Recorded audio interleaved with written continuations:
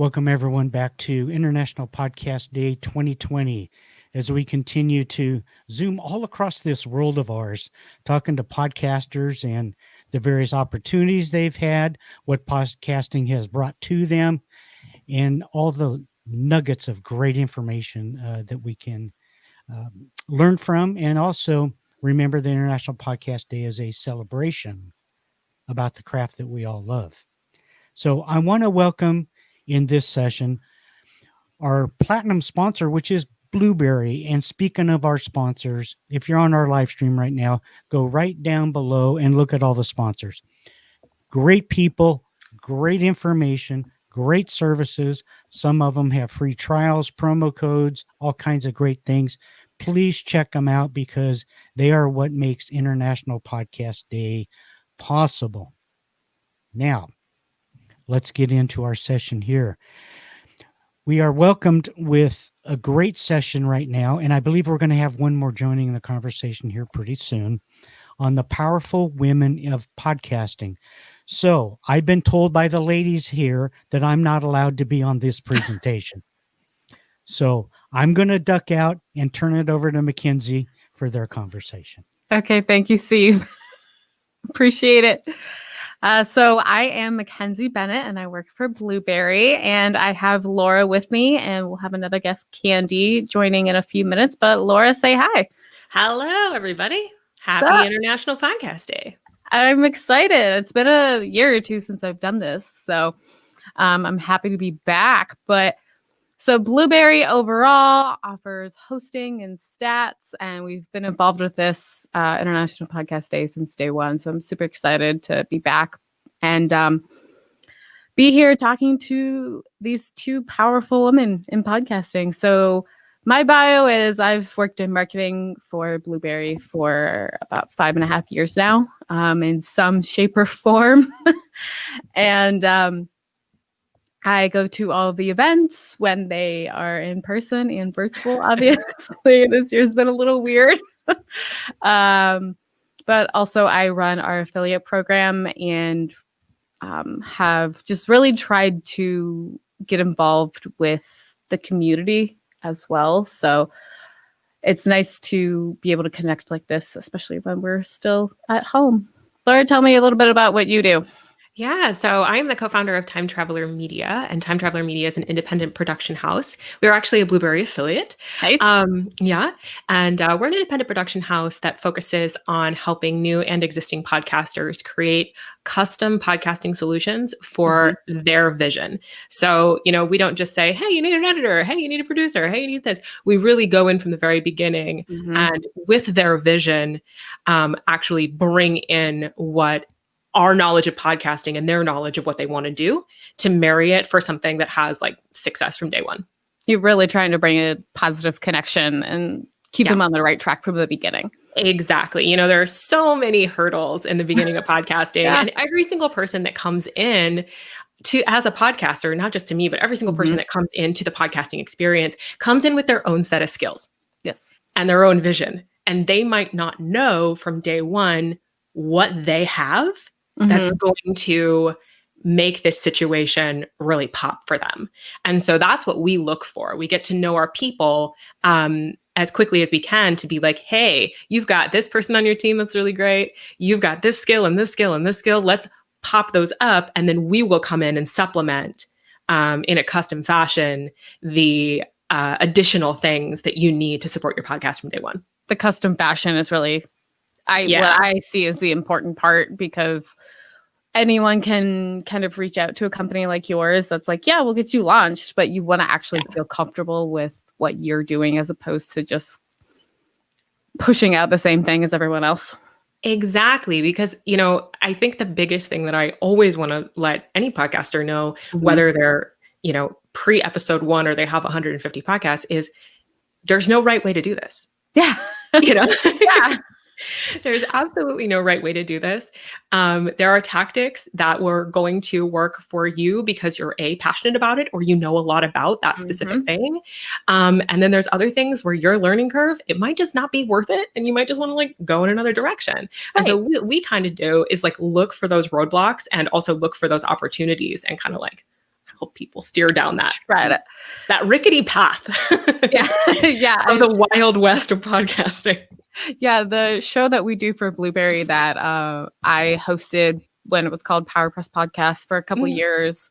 And then we did an additional one called Your Podcast. And then last year, or I think it was last year, we finally just decided to kind of merge the two and really change what we were doing, because we realized we weren't happy with it. We weren't fully happy with what we were doing, and you've got to just change it up. But we're a podcast company, so like we know all the steps to take to do that. Totally. We have that guidance, we have that knowledge, we can easily do that. But for someone else, that roadblock is definitely something that you can help with.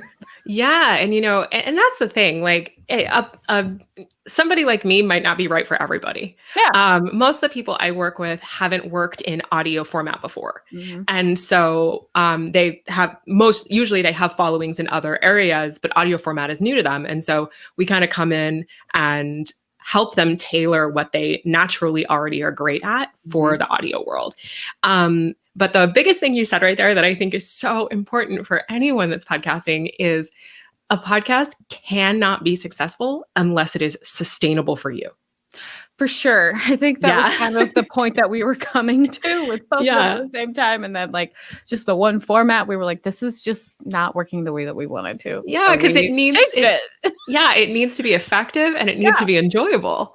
And you need to be able to see yourself inside of it. And if you start to like lose vision of that, then you start to pod fade. And it gets harder and harder and harder to do your show. Yeah, that's actually one of the next things that I wanted to get into was what motivated you to take on podcasting in the first place. Like, tell us a little bit about why you wanted to start and just how you like really got into this field in general.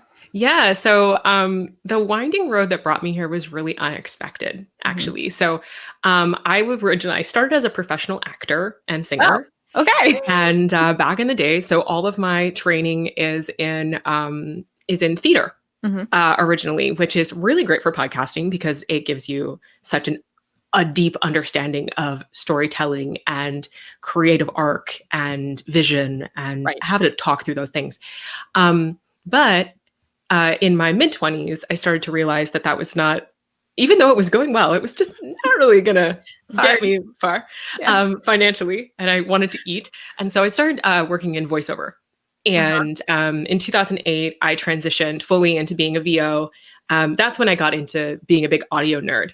Right. Because I realized that if I could record from home, if I could edit my own work, if I could produce my own work, I could keep all the money. I needed that in my early 20s. You're familiar with it. So yeah, exactly. Might as well. Yeah, why not? And so I got all my audio training then. And then I was a VO at the same time as working hand in hand with a lot of founders and co-founders, entrepreneurs, helping them with all aspects of their business. And they quickly realized that like, oh, this is a creative person. So we kind of, and then in 2015, I met a new founder that wanted to work with me. And he was like, you ever produce podcasts?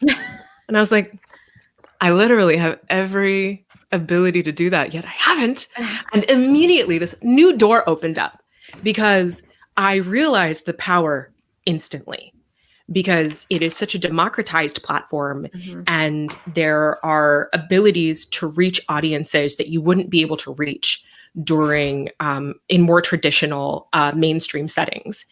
And I just got so excited about the idea of what this could do to change anything. Right. And that just within the course of a year just completely tipped me into podcasting and I never looked back. All right. So you've been in this I also started in 2015. We're in this.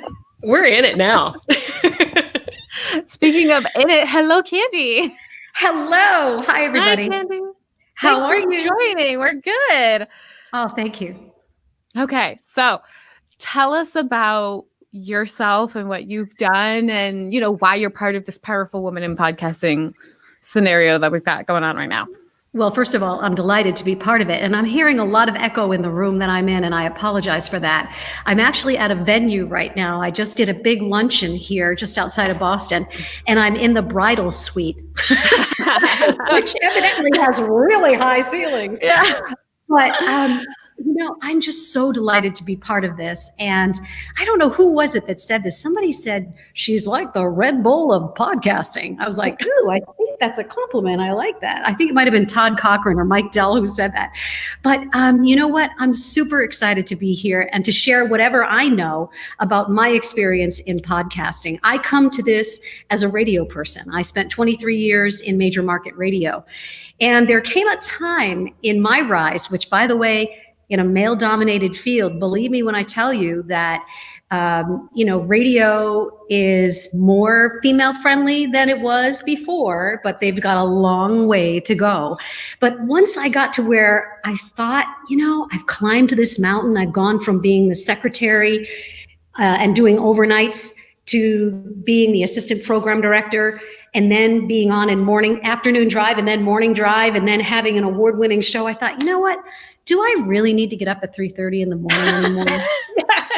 I swear to God, that's exactly how my brain was working, And so I left radio, and believe me when I say that it was a way of life for me, and I missed it tremendously, except the 3:30 part.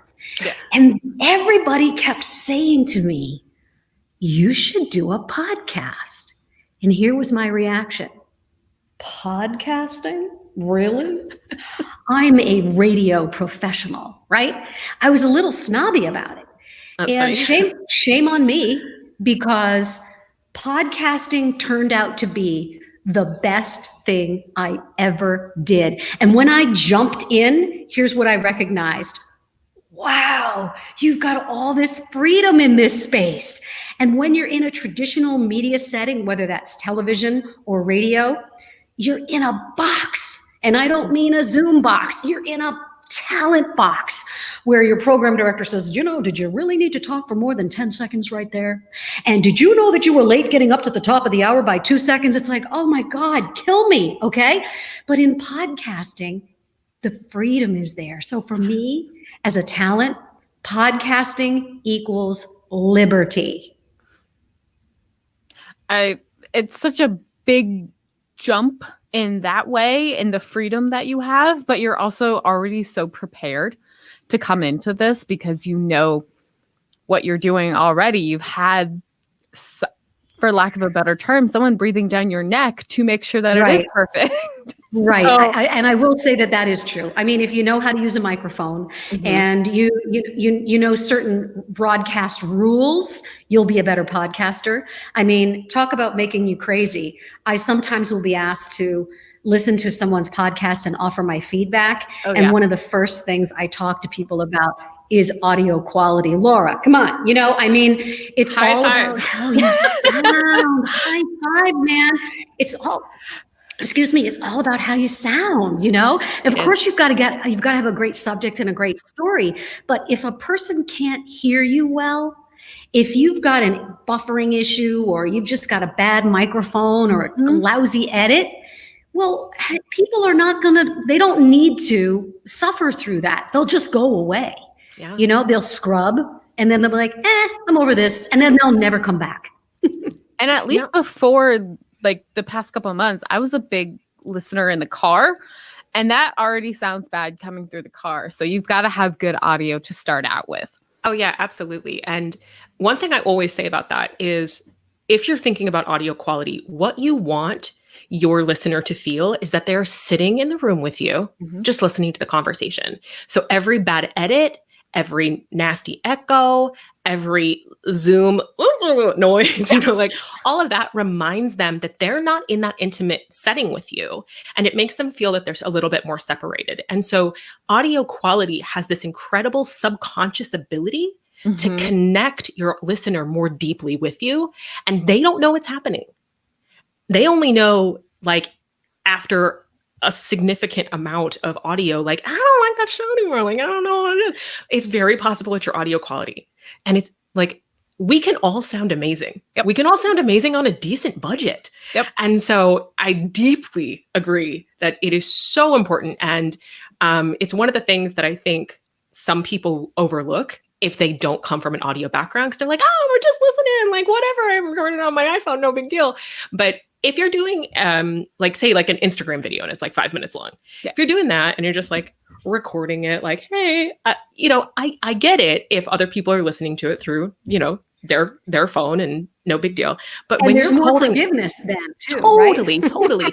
But then when you're in a 45-minute format, and everyone's show length is different, but like, 30 to 45 minutes is pretty common. At 30 or 45 minutes, that becomes laborious on your brain to have to sift through that lack of quality to actually be connected to what you're talking about. So yeah, I agree. And I'd like to follow up on that just a little bit, because now I'm going to put on my speaker coach hat. Okay. So I launched another podcast about 6 months ago called The Speaker Coach. And I use all of my broadcast experience to teach people about public speaking. And Laura, you were just talking about sound quality and how laborious it can be if there are bad edits or a bad microphone. The next thing to consider is, are you using filler words constantly? Are you hard to listen to? When a person uses filler words, if the host is full of ums and ahs and likes and so and and they just can't get it out, what happens is you lose your credibility. And as soon as you've got a microphone in front of your face and you've got a show of your own, folks, wherever you're listening, you're now a performer. Like a lot of people microphone equals performance. And it matters how you sound. It matters what you say. And very often, first impressions, usually 65% of a first impression is based on how you look and your body language.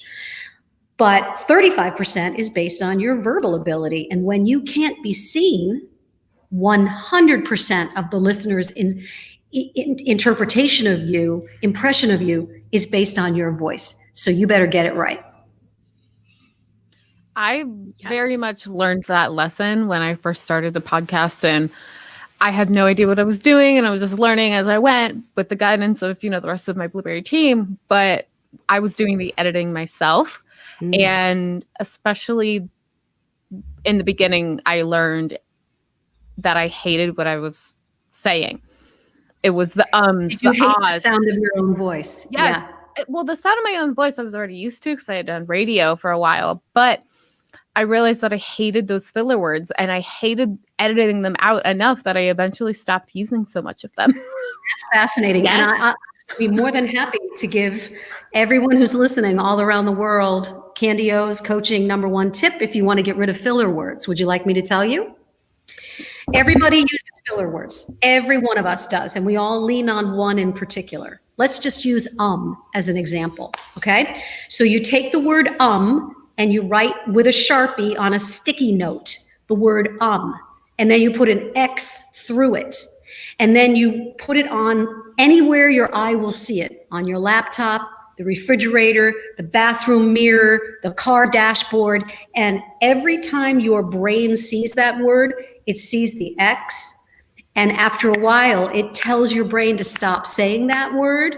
And then when you do say it, pause after you say it, recognize that you did it, and then keep on going. Within 30 days, you will break that bad habit, but you can only do it one filler word at a time. One filler word at a time. No charge for the good. Very good point.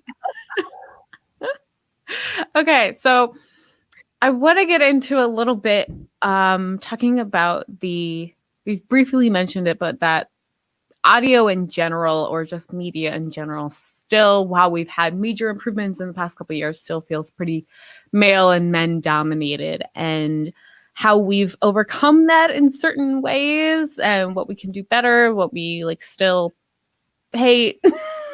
Personally, I mean, over the years that I've been here and involved in specifically podcasting, I've seen a significant growth just in the events that I would go to and in the sales calls that I would get and the people that I work with. But that's been the past couple of years. But sure. I had such a hard time at the beginning because when I worked in radio, I literally was the only female like on the entire team.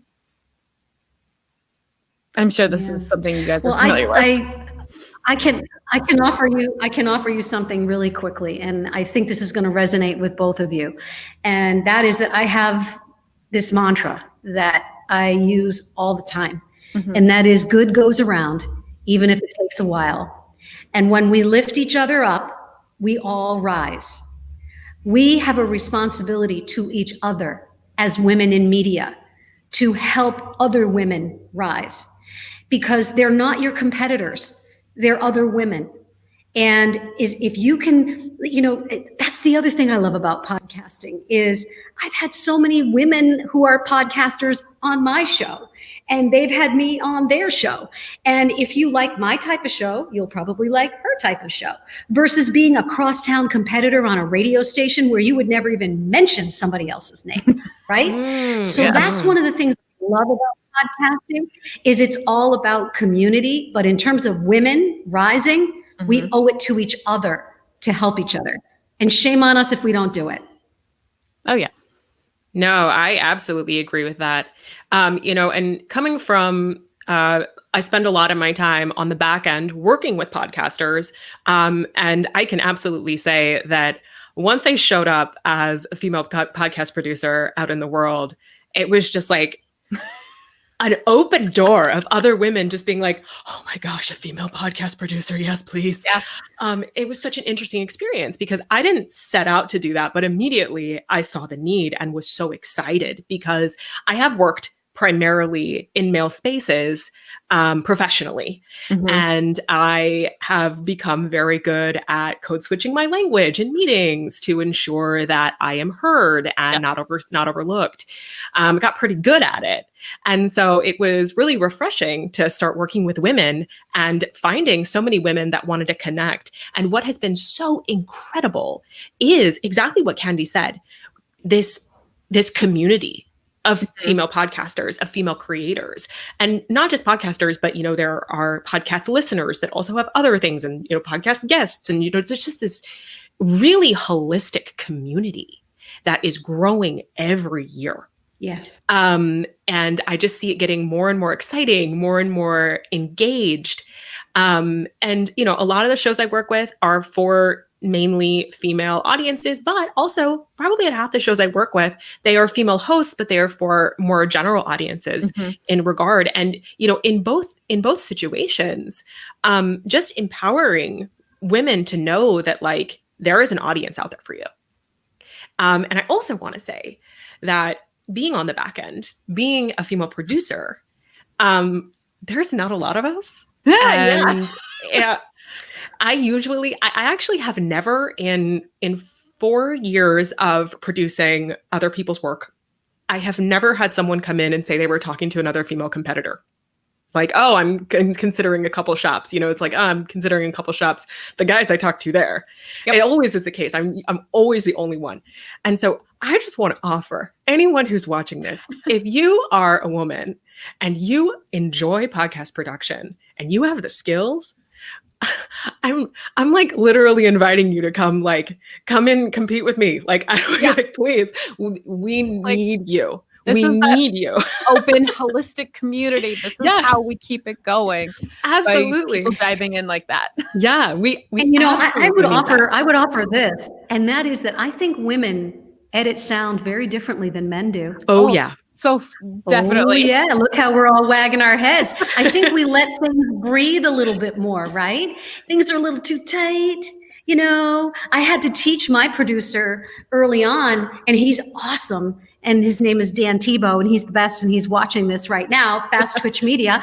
But we talked about how I wanted the episodes to breathe, and he did exactly that. But I will say that with a lot of experience with producers, men can sometimes edit a little too tight, and they just, I think women have we have an organic sense of the breathing piece of the conversation feel. What do you think, Laura? That's a really interesting point.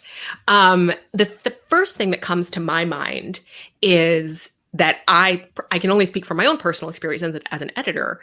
I edit informational content very differently than I edit emotional content. Yes. So the second that a podcast episode gets to a point where we're sharing something that's really from the heart, that's when the breath really starts to come in. Slow it down. Because you really need that on the ear in order to take the time to be a part of that conversation yourself as a listener.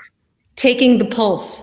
Yeah. You know, and I think, you know, as I said at the top of this, like my original, I always say my first life in this world, I was a professional actor. Mm-hmm. And so all of my training in how to speak and how to show up originally comes from this space that's purely storytelling. Mm-hmm. And so it's deep, like silence is a deep part of storytelling. And we sometimes forget that. I'm so happy to hear you say that. You know, what we call it, I call it the power of the pause. And I use this example, and everyone's going to wag their head about this, okay? So you know that song by Whitney Houston, I Will Always Love You?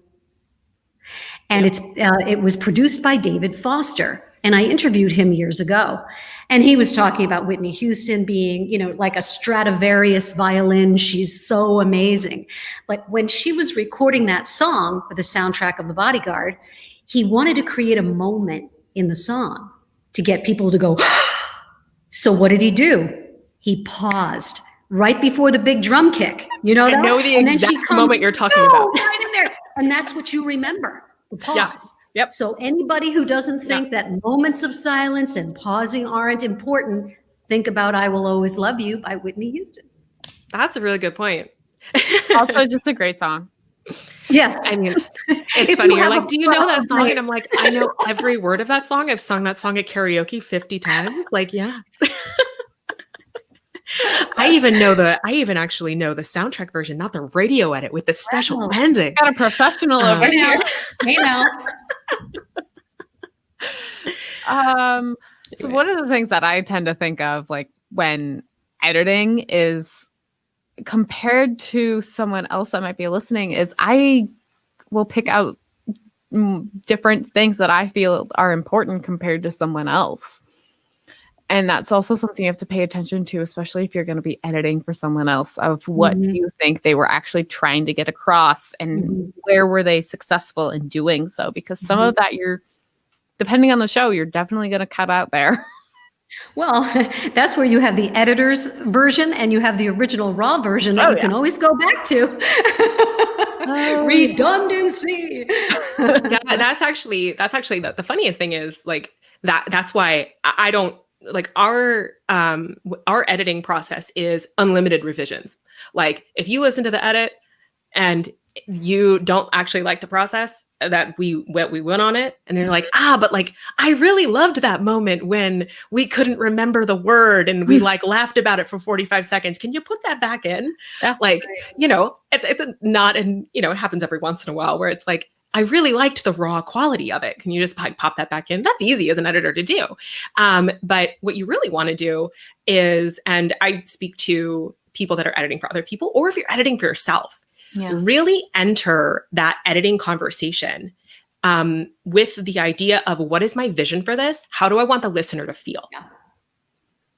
Because if you're doing an informational piece and you really want them to get that information right away, chop out every that's not baked in. Like get rid of anything that doesn't make you sound fully professional, because you're in a long format. If it's more than 10 minutes, you're still going to come, your personality is still going to come across. But you know, if it's not informational, if it's something that's more emotional, that's going to completely change how you approach the edit. And knowing ahead of time what you're going into, really important. So, well, and I have to say that, you know, in terms of being a talent and then working with your producer, you are the left and right hand. You've got to talk the same language, and you can never assume how the other feels about something. And when you find a great producer, you never let them go.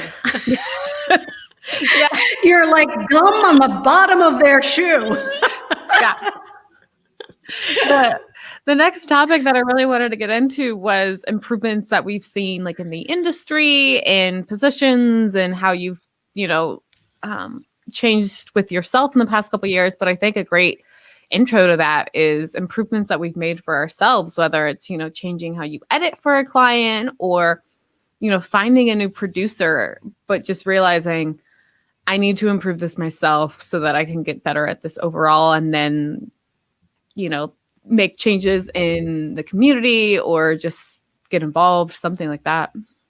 Yeah, I mean, in that regard, every podcaster that comes in, if you're completely DIY as well, and I really want to say that, I'm a producer, Candy has a producer, and then there's a whole group of people that are watching who are like, I don't have this producer thing, that's me, and every piece of advice also goes straight to you if you are one person shop, but I really want to put it out there that you can. Where you started on episode 1 is not where you have to be on episode 100. You are going to grow with your show. Your interests are going to grow. Your audience and your audience feedback is going to grow. And you're going to actually kind of be led toward the evolution of your show. Mm-hmm. So you want to kind of know that it will feel very organic, and you also want to be kind of hand in hand with it and be self-aware of that organic growth and change that's coming as time goes on. But to connect that to what you said about how things are changing in the industry, we have a lot of female podcasters now who are entering veteran status as far as how many shows they have, how long they've been in the industry, how well they're known. And originally, this was kind of more of a white male dominated space. Mm-hmm. And we are now seeing, I think I read this morning, I just kind of did a couple little Google stats on this topic. I read this morning that as of last year, as far as top podcasters go, 1 in 3 is currently a female. And that's right. Yeah, I'm actually surprised by that number. I know. I was surprised to hear you state that as well. Yeah, I was actually surprised by that number. I think that was looked at in 2019 was where I read it. And so that was really heartening to see because the female audience has also really embraced podcasting in the last few years. Totally. And so I just always want to ages of people who are listening and downloading podcasts are widening too. Yeah. And that's where we really need to start having this conversation, because I think, a lot of podcasters that have been around for a while see this still as kind of the Wild West. And we're in a transitional period where it's starting to really felt the past year or two, form, I think. Yeah. I feel like it's really actually coming together. Yeah. Well, do you, MacKenzie, do you remember when we first started talking and I was saying that when I first started everyone was saying to me in 2017, you should do a podcast. Yeah. And I was like, what? Podcasting? Right? And now podcasting is totally hip. Yeah. And if you're not doing a podcast as a brand extension for your company or a way to, expand your sphere of influence as a business person, then what's wrong with you? Everyone thinks it's totally cool and totally hip. And also the demographic is widening. Obviously the sweet spot was once 18 to 24. It's way wider than that now.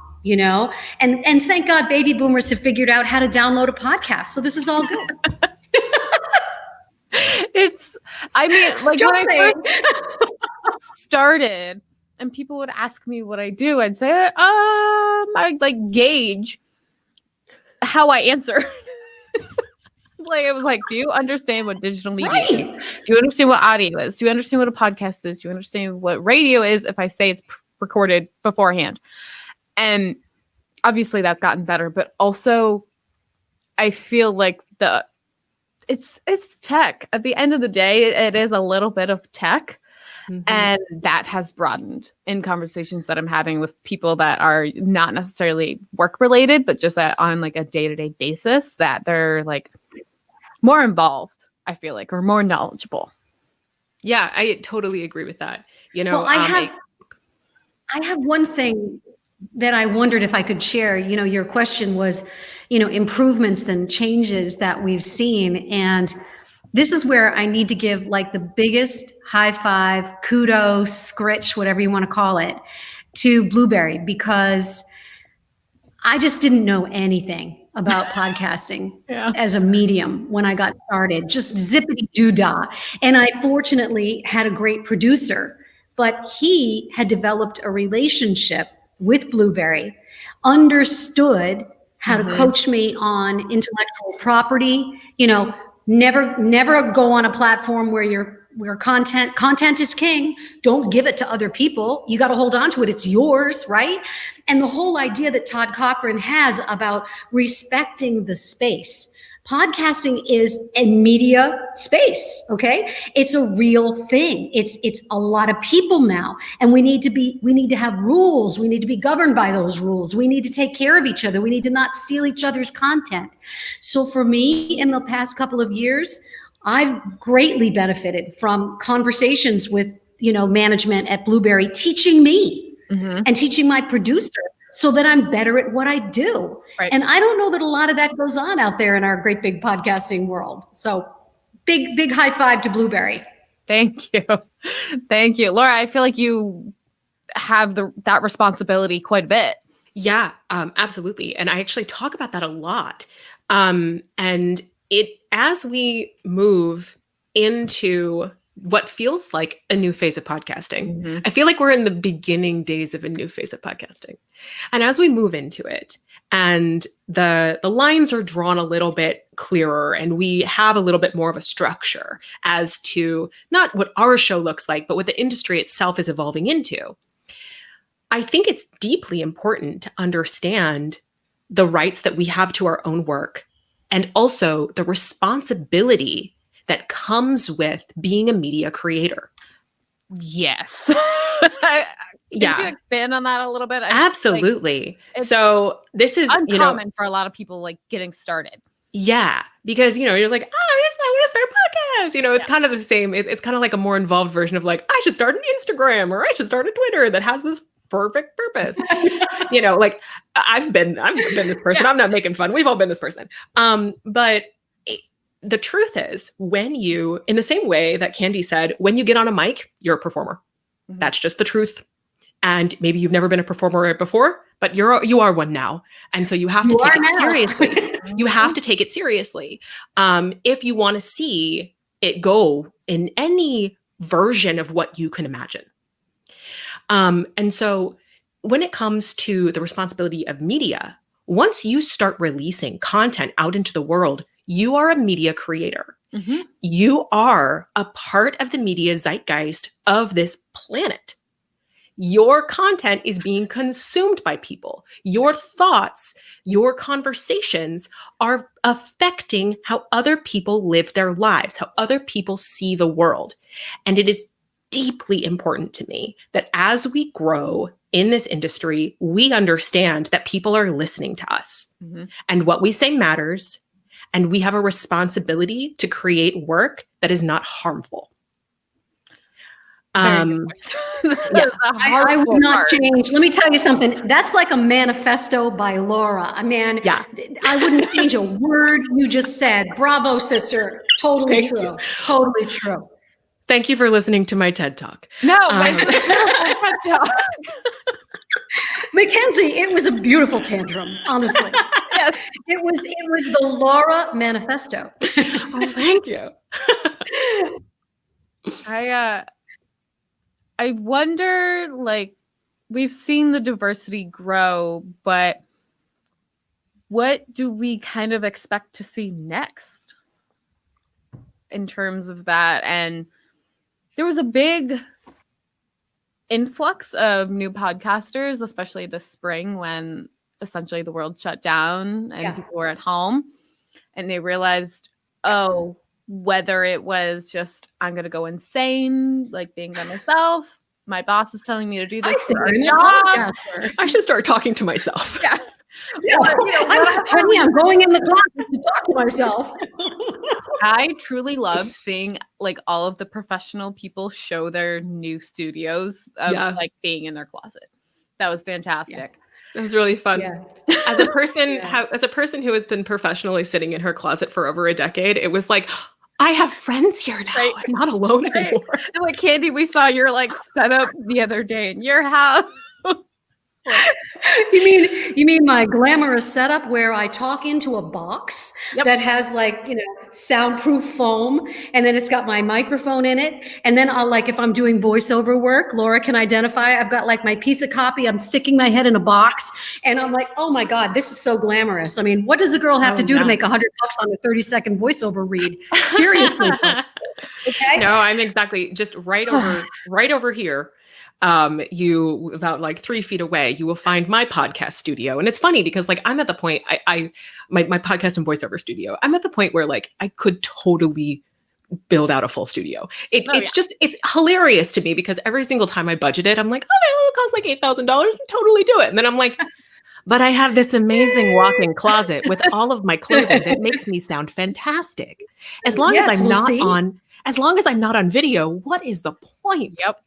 And so I still now, like, I still do voiceover as well. And like, I record as talent for like Fortune 500 companies, like sitting next to like yesterday's clothing. It's just like, well, listen, we do what we gotta do. Women in broadcast, women in media, we do what we got to do. There's and little glamour here, people. That's all I want you to know. I know. And it's like, I always think, I'm like, you know what? It's time to really invest in the booth. Like it was time a long time ago, but then I'm like, but the charm of looking at my closet. MacKenzie, you said something that I wanted to pick up on, and it had to do with the amount of people during the pandemic who launched podcasts. Yeah. And, I'm speaking personally to say that that's when I launched my second podcast. Mm-hmm. The pandemic, particularly during the quarantine stage where we were all like freaking out and staying home. Right. That was a very creative time for me, because I couldn't do some of the other things that take me away from my creative endeavors. And so I focused on my creative endeavors. And I'm guessing that that's why we have a lot of new podcasters. But here's the rub. If you have a weekly show, it's a lot of work. And a lot of people just don't realize that. They think they're talking into a microphone and talking about what they're interested in or their hobby or their opinion about something. And they think, oh, I'm just going to throw up GarageBand and edit this thing, and I'm just going to throw it out into the universe, and it's, oops, lots of fun. Well, if you want to build your brand and you're serious about a podcast, it is a lot of work. And if you're going to complement that with all your social media platforms, if you're going to figure out what day you're going to launch, how you're going to promote that launch, do you have a one sheet for your show? Do you have a producer, or do you know how to edit?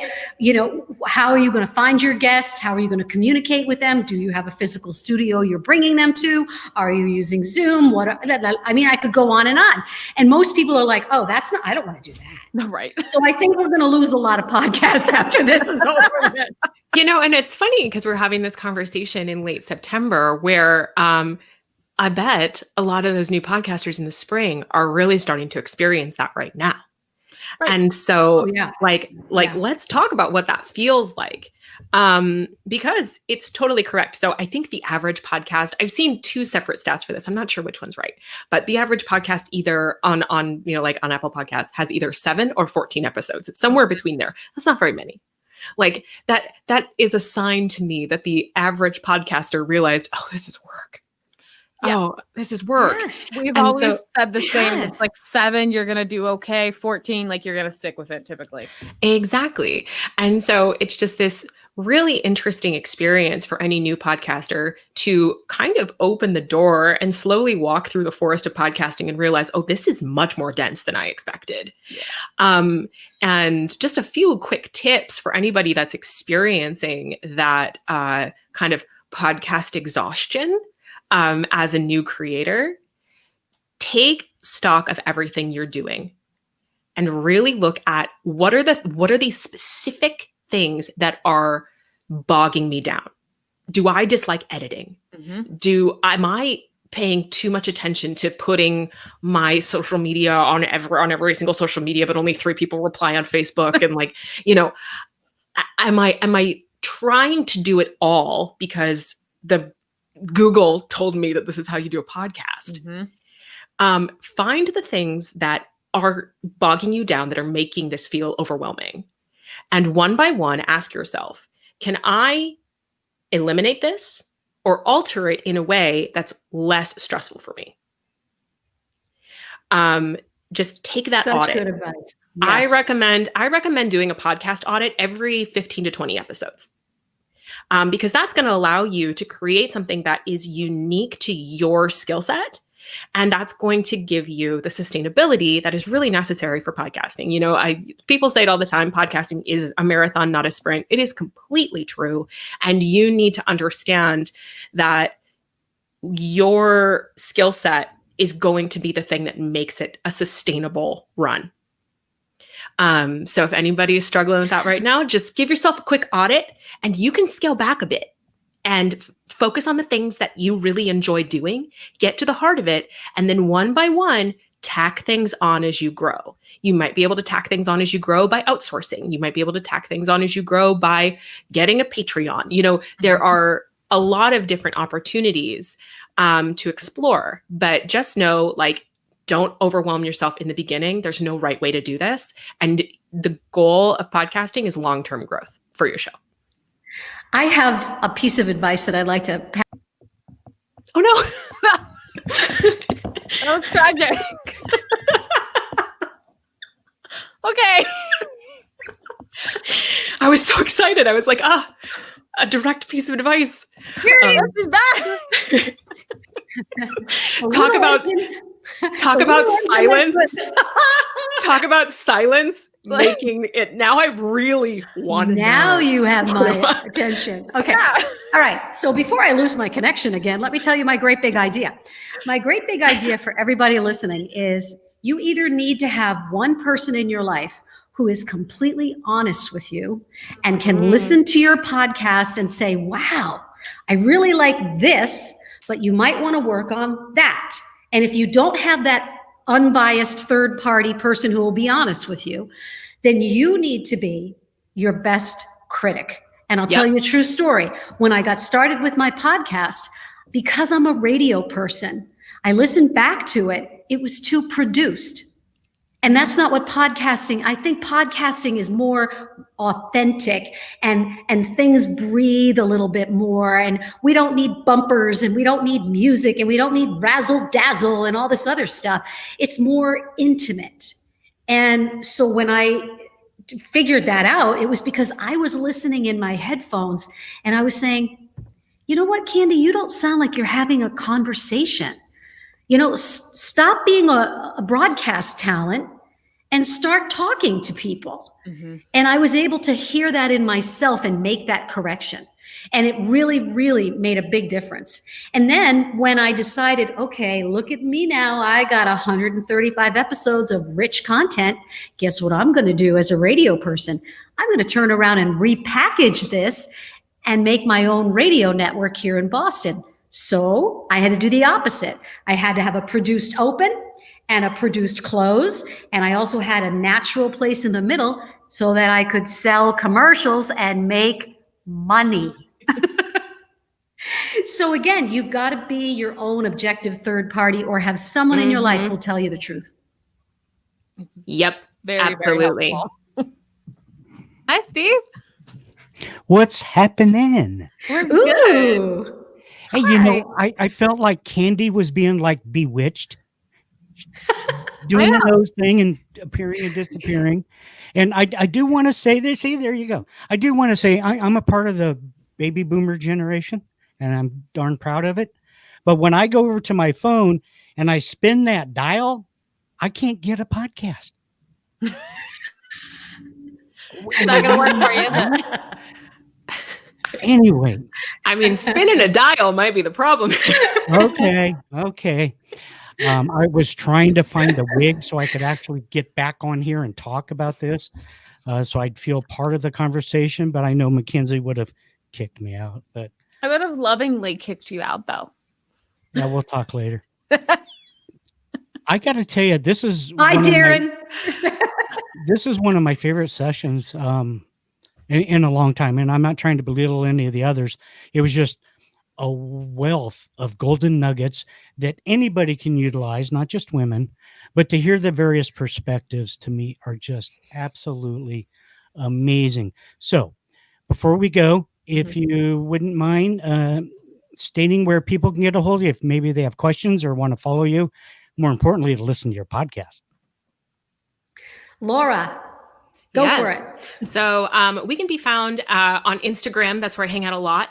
Time Traveler Media, just like it says under my name right here. Also, timetravelermedia.com is where you can find more information about our services and shoot us a note if you're interested in chatting. Candy? And if you would like to know more about my podcast series and the brand new Candy-O Radio Network, see how that rolls right off my tongue?